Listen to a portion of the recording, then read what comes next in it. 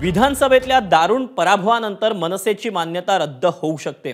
विधिमंडळाचे माजी प्रधान सचिव अनंत कळसेंनी ही शक्यता वर्तवली आहे। विधानसभा निवडणुकीत मनसेचा एकही आमदार निवडून आला नाही, तसंच पक्षाच्या मान्यतेसाठी आवश्यक असलेली मतांची टक्केवारीही कमी असल्यानं मनसेची मान्यता रद्द होऊ शकते, असं कळसे यांनी सांगितलं आहे।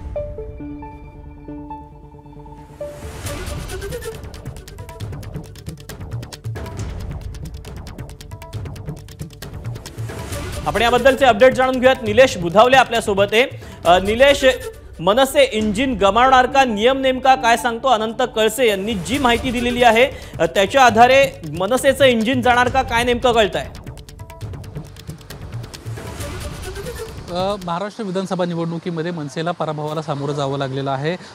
मागच्या निवडणुकीत जर पाहिलं तर त्यांचा एक आमदार होता, मात्र यंदा विधानसभेमध्ये त्यांचा एकही आमदार नाही आहे आणि त्यामुळेच कुठेतरी मान्यता रद्द होऊ शकते का अशी राजकीय वर्तुळात चर्चा सुरू झालेली आहे। जे आनंद कळसेंनी सांगितलं त्यानुसार साधारणपणे आयोगाचा निकष म्हणजे निवडणूक आयोगाचा निकष असा आहे, एखाद्या राजकीय पक्षाच्या बाबतीत साधारणपणे 8 किंवा 6 किंवा 3% मतं हे संबंधित पक्षाला असणं अपेक्षित आहे विधानसभा निवडणुकीमध्ये। मात्र मनसे ही टक्केवारी जी आहे ती गाठू शकलेली नाही आणि त्यामुळे कुठेतरी त्यांची मान्यता रद्द होण्याची शक्यता आहे। यासोबतच विधानसभा निवडणुकीमध्ये 1 किंवा 2 आमदार संबंधित पक्षाचं असणे हे देखील अपेक्षित आहे। मात्र याही निकषामध्ये मनसे हा पक्ष बसत नाही आणि त्यामुळे कुठेतरी मनसेची मान्यता रद्द होणार का या संदर्भात आता राजकीय वर्तुळात चर्चा सुरू झालेली आहे। या संदर्भातला निर्णय लवकरच निवडणूक आयोग घेईल अशी देखील एक शक्यता वर्तवण्यात येते आहे। मात्र सध्या जे काही पॅरामीटर्स मनसेच्या बाबतीत असायला हवे होते ते मनसे पूर्ण करत नाही आहे निवडणूक आयोगाचे आणि त्यामुळे कुठेतरी मनसेला अडचणींचा सामना करावा लागू शकतो। दीपक, निलेश तू राहाच आपल्या सोबत, आणखी एका बातमीचे अपडेट तुझ्याकडून जाणून घ्यायचे आहेत। तेव्हा आता आगामी काळामध्ये मनसेला देखील या सगळ्या अडचणींचा जो आहे तो सामना करावा लागू शकतो। एकही आमदार नसल्याने मतांची टक्केवारी कमी असल्यानं आता मनसेचं जे इंजिन चिन्ह आहे ते गमावण्याची शक्यता आहे। या सगळ्याबाबत अनंत कळसे यांनी काय नेमकी माहिती दिलेली आहे, काय नेमके नियम सांगतात ते म्हणतायत, आपण पाहूया। एखाद्या पक्षाला मान्यता टिकवायची असेल तर त्याला किमान आयोगाचे जे निकष आहे, माझ्याकडे जी माहिती आहे त्याप्रमाणे त्यामध्ये एकूण 8% मतदान पाहिजे आणि त्याला एक जागा पाहिजे किंवा 2 जागा आणि 6% मतदान किंवा 3 जागा आणि 3% मतदान असा तो आयोगाचा निकष आहे। आणि महाराष्ट्रामध्ये 9.70 कोटी अंदाजे मतदार आहेत आणि आपण एक 6 कोटी लोकांनी जरी मतदान केलं तरी मला वाटत नाही की बाबा मनसेला, कारण 48 लाख मतं त्यांना किमान पाहिजे। तर मनसेची एकही जागा आलेली नाहीत, 48 लाख मतंसुद्धा मनसेला मिळाली असेल असं मला वाटत नाही।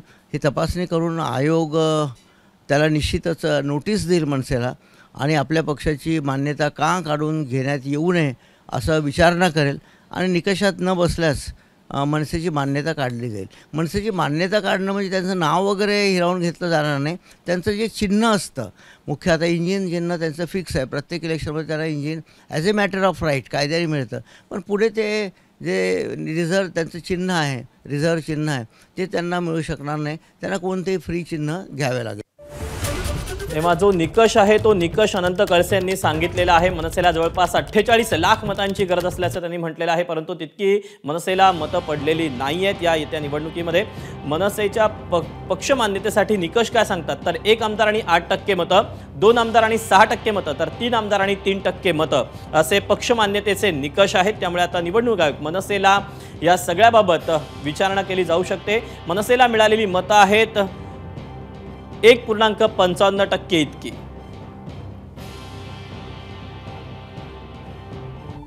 तेव्हा आता आगामी काळामध्ये मनसेला निवडणूक आयोग नोटीस बजावू शकते अशी शक्यता वर्तवली जाते। दारुण पराभव झालेला आहे मनसेचा, एकही आमदार महाराष्ट्र नवनिर्माण सेनेचा निवडून आलेला नाही। त्यामुळे विधिमंडळाचे माजी प्रधान सचिव अनंत कळसे यांनी ही शक्यता वर्तवलेली आहे। विधानसभा निवडणुकीत मनसेचा एकही आमदार निवडून आलेला नाहीये आणि यासाठी पक्ष मान्यतेचे निकष काय सांगतात तर 1 आमदार जर असेल तर तुम्हाला 8% मतं गरजेची आहेत। यासोबतच पक्षाच्या मान्यतेसाठी आवश्यक असलेली मतांची टक्केवारी न मिळाल्यानं आता मनसेची मान्यता रद्द होऊ शकते। मनसेला मतं मिळालेली आहेत 1.55% इतकीच। तेव्हा विधानसभेतल्या खराब कामगिरीनंतर आता मनसेची मान्यता रद्द होणार का हे पाहणं तितकंच महत्त्वाचं असणार आहे। गेल्या 2 ते 3 निवडणुकांमध्ये मनसेचं इंजिन हे जे चिन्ह आहे ते चिन्ह फिक्स आहे। याच चिन्हावर मनसेनं अनेक निवडणुका देखील लढवलेल्या आहेत। त्यामुळे आता या सगळ्याबाबत निवडणूक आयोगाकडून मनसेला नोटीस पाठवून विचारणा केली जाऊ शकते अशी माहिती अनंत कळसे यांनी दिलेली आहे। त्यामुळे आता एकही आमदार नसल्यानं मनसेला आता आपलं जे चिन्ह आहे ते गमावण्याची जो फटका आहे तो मात्र बसू शकतो। आपण पुन्हा एकदा पाहूयात की अनंत कळसे यांनी काय नेमकी माहिती दिली आहे।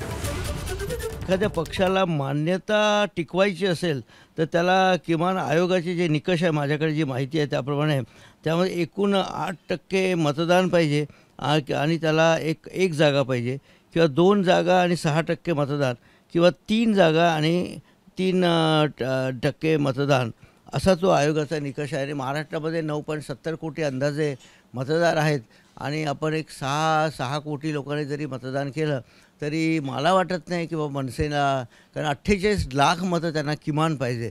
तर मनसेची एकही जागा आलेली नाही, तर 48 लाख मतंसुद्धा मनसेला मिळाली असेल असं मला वाटत नाही। ही तपासणी करून आयोग त्याला निश्चितच नोटीस देईल मनसेला आणि आपल्या पक्षाची मान्यता का काढून घेण्यात येऊ नये असं विचारणा करेल आणि निकषात न बसल्यास मनसेची मान्यता काढली जाईल। मनसेची मान्यता काढणं म्हणजे त्यांचं नाव वगैरे हिरावून घेतलं जाणार नाही, त्यांचं जे चिन्ह असतं मुख्य, आता इंजिन चिन्ह त्यांचं फिक्स आहे, प्रत्येक इलेक्शनमध्ये त्यांना engine as a matter of right कायद्याने मिळतं, पण पुढे ते जे रिझर्व त्यांचं चिन्ह आहे, रिझर्व चिन्ह आहे, ते त्यांना मिळू शकणार नाही, त्यांना कोणतेही फ्री चिन्ह घ्यावे लागेल। एबीपी माझा, उघडा डोळे बघा नीट।